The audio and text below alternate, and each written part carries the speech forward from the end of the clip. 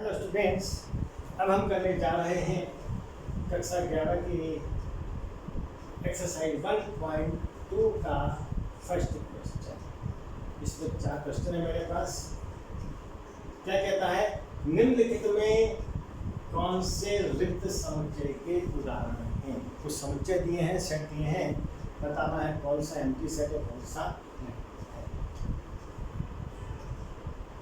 तो पहले में क्या है, 2 से भाज्य विषम प्राकृत संख्याओं का समुच्चय लिखना है, मतलब बताना है कि वो रिक्त है या नहीं। तो जो सेट ले रहा हूँ उसके एलिमेंट हैं, उसमें उनमें क्या विशेषता है कि वह विषम प्राकृत संख्या है और 2 से भाज्य है।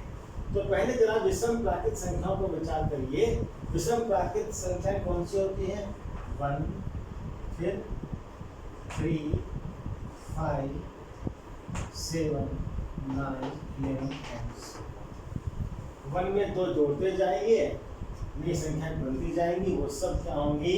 विषम प्राकृत संख्या होंगी। तो इस सेट में जो एलिमेंट लूंगा वो इसमें से आएंगे, लेकिन सब नहीं आएंगे। वो आएंगे जो 2 से भाज्य है।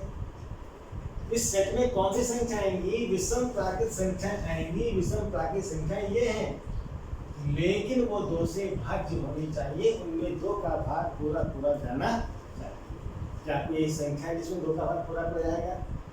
किसी में नहीं जाएगा। तो कोई भी एलिमेंट इसमें से यहाँ इस सेट में नहीं आएगा, ये खाली ही रहेगा। ये कहेंगे बराबर 5। तो ये समुच्चय कैसा है? रिक्त समुच्चय। ठीक है, फिर आ जाइए दूसरे पर, सम अभाज्य संख्याओं का समुच्चय। अभाज्य संख्याएं कौन सी है मेरे पास? अभाज्य संख्याएं बता सकते हैं मुझे?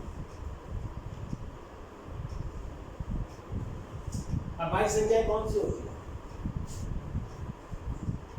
1 होती है? नो, 1 अभाज्य संख्या नहीं है।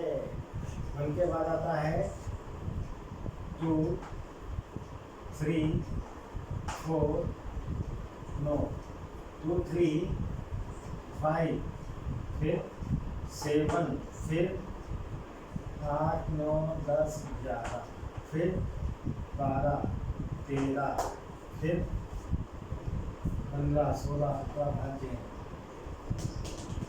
और ये प्रोसेस कभी बंद होने वाला नहीं है। ठीक है, अभाज्य संख्याएं कौन सी हैं?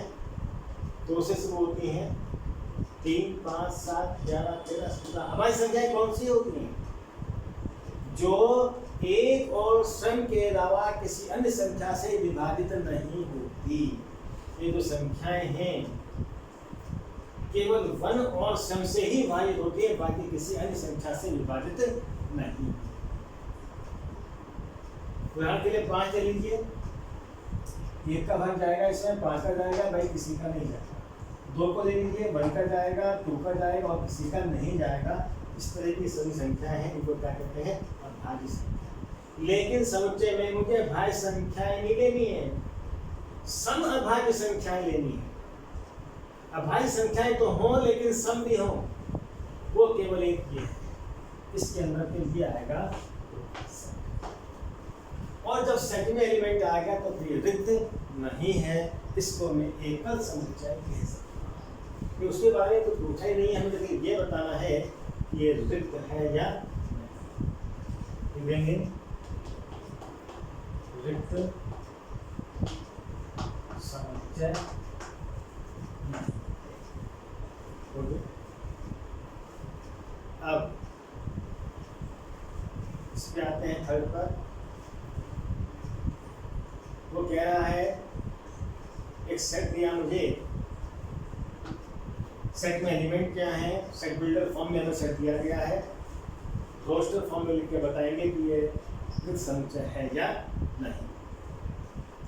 एलिमेंट x हैं। x क्या है? x प्राकृत संख्या है। इसका मतलब x प्राकृत संख्या है तो वो 1 2 3 4 5 6 7 8 9 10 इनमें से आएंगी। लेकिन फिर ये नहीं लिखा कि x प्राकृत संख्या है, साथ में एक शर्त और जोड़ दी, क्या x इज लेस देन 5। ये निशान जो है किसका है, छोटा है, लेस देन, x छोटा है 5 से, और साथ ही एक गुण और होना चाहिए उसमें, x बड़ा होना चाहिए 7 से, x बड़ा है 7 से। तो इनमें से वो संख्या आएंगी जो 5 से छोटी हैं और 7 से। अब जो संख्या 5 से छोटी होगी तो 5 के इधर की तरफ पड़ेगी, 4 3 2 1 में से भी होगी, लेकिन उसे क्या होना चाहिए, 7 से बड़ा भी होना चाहिए।